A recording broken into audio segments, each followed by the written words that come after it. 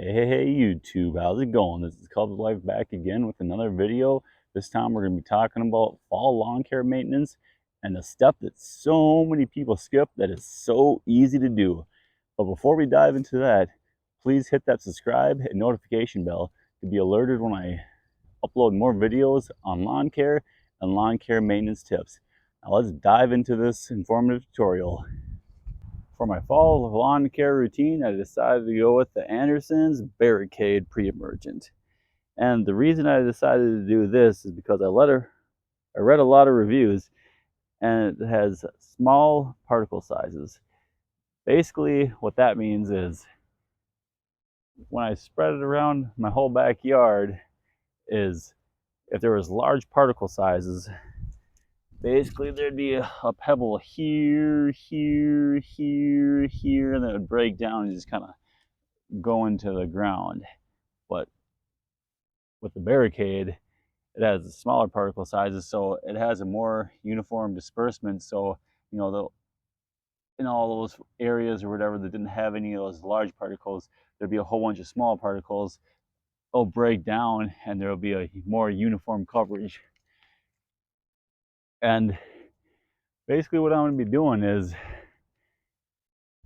mowing short, going to finish dethatching all this, raking it up, and then once the temperatures start cooling off to, it's a kind of a warm week right now, about 95 degrees, I'll wait till probably about next week and maybe the week after that or whatever.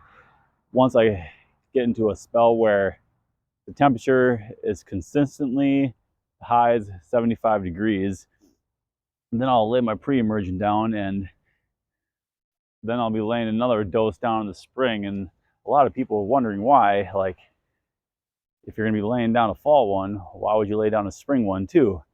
Well, basically because the fall one is going to target the winter weeds like Poa annua. And basically what it does is the seeds will germinate in the fall time and lay dormant all winter long. You won't even know they're there. And then once spring hits and the temperatures start to warm up, it will show its ugly face and it will start taking over your yard. And that's what we're trying to do here, is prevent that from happening. And another reason you want to lay one down in the springtime is because crabgrass.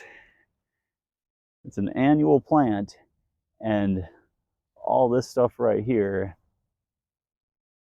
it kind of already is starting to die off because we've had some cold nights. But what's going to happen is all that stuff is going to lay down its seeds.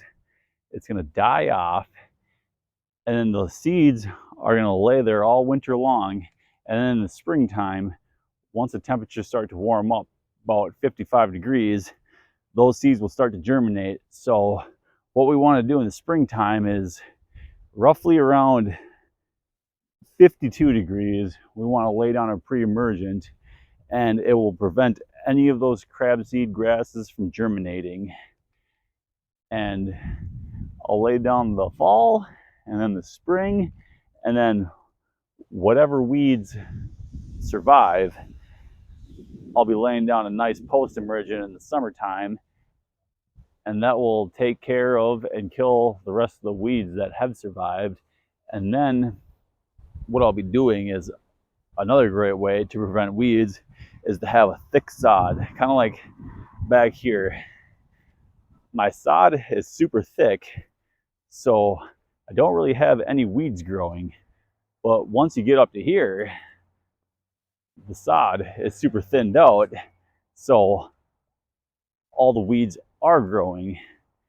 So I'll kill all the weeds off, and then I'm going to overseed with most likely turf type tall fescue, just like I have up in the front yard, because I love that grass a lot. And there's a lot of shade back here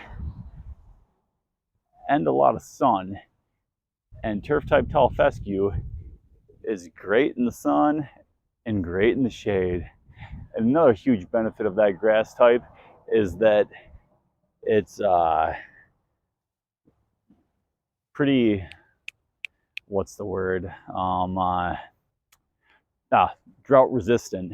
So I don't have an irrigation system back here, and I don't really set up sprinklers too often in the backyard. I will if it gets super, super warm out. But I mean, yeah, with no water, this turf type tall fescue will do pretty good back here. When laying down pre-emergent, what you want is that within 2 weeks of laying this down, you're going to want 0.5 inches of rainfall or irrigation on this thing. As always, have a good day. This is Cubs Life signing off. Have a good one.